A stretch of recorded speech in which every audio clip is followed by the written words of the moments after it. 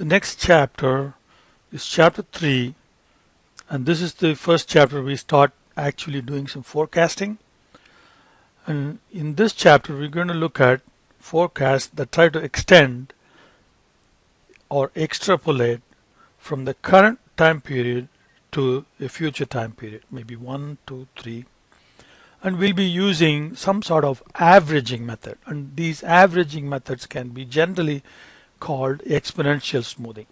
We start with really very simple averaging techniques, and then we will move into more elaborate averaging techniques. So here are the different topics that we will be covering in this chapter. So we first start with simple mean, this average of all the past values, and then we'll use moving averages.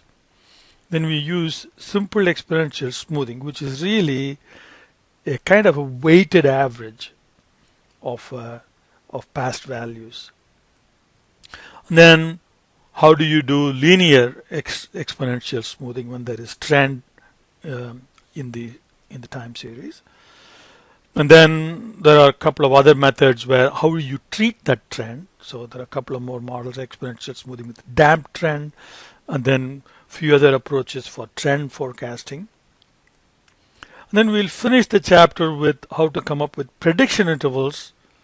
We already discussed prediction intervals in chapter 2, so we'll apply those methods, and also see some more examples of transformation. We already looked at transformations like difference transformation and growth transformation and logarithm transformations, and we'll apply those concepts that we discussed in chapter 2 with more elaborate example problems in this chapter. And after we complete the models in chapter 3, we'll discuss how to go about selecting a particular model, and then some basic concepts or principles that you should keep in mind when you're doing this kind of extrapolative models for forecasting, when you're applying extrapolative models for forecasting. Now, the Excel files that we will be working with, they all will come with some built-in functions that are not part of Excel, but I have created these functions and they will be available to you. And for them to be available, when you open the Excel file, you have to make sure that you enable contents. If you don't enable content or enable macros, depending upon the version of Excel you use, you may be prompted to enable content, or you may be prompted to enable macros. Okay, either way, so you have to enable those macros. If you don't enable those macros, none of these functions will work. So we have already discussed these accuracy measures in chapter 2. So MAE is mean absolute error, MAPE, MSE, RMSE, root mean square error, then mean absolute error, MASE, and Thiel's U. Okay, and they all have these commonly used. Okay, so these are the Excel function names I have used in developing these macros, and here are some examples. So for all the first 4 measures, you have to give the Y range and the forecast range. So they must be of equal size. For each Y value, there must be a forecast. Otherwise, it will not work.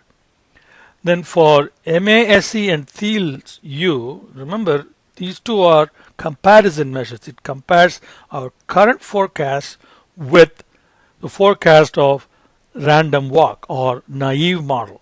So you have to give 3 things. You have to give the value of Y range and the cell range for the Y range, and then the forecast range, that is the forecast that we are interested in, and then you have to give a range where naive forecast is available. Okay. Then this function will compute the MASE statistics by comparing the original values with the forecast that we are considering in the numerator, and the original values and the random walk or naive model in the denominator. Same for Thiel's U. So we'll be using these measures extensively in this chapter. And we also need to understand some notations in this chapter and for the future chapters. So we are at a particular point in time when we are doing the analysis. That point in time is the end of time period t. So we have past times going from time 1, which could be year 1 or month 1 or week 1 or whatever the case may be, the first period all the way up to the end of time period t. And we have the actual observed values y. Then we have the future time period t plus 1, t plus 2 and so on. And these are the future y values which we don't know what they are going to be. So we want to estimate those values with forecast. So t is the present time, meaning the end of t. Okay. And then the notation that we'll be using is f sub t plus j h, where t plus j is the time period for which we are computing the forecast. For example, if you're computing the forecast for t plus 2, then it'll be j will be 2, f sub t plus 2. And then h will be how many periods ahead are we doing the forecast. So here we'll be doing the forecast 2 periods ahead of time, so h will be 2. So here is the notation in a table form. So if you are forecasting at the end of time period 12, then when we forecast for 13, we will be forecasting 1 period ahead of time.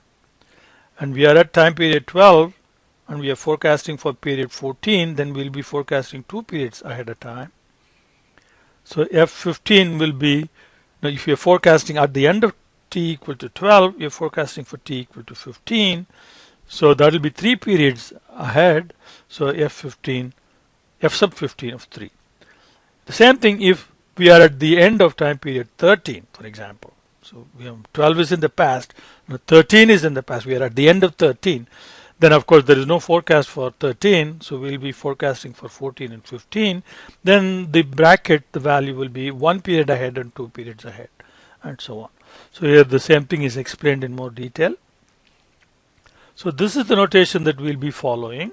And pretty much when we are forecasting only 1 period ahead, okay, most of the time that's what we will be forecasting, only 1 period ahead, in which case the bracket part can be omitted. Because if you omit the bracket, then that means you're forecasting only 1 period ahead of time.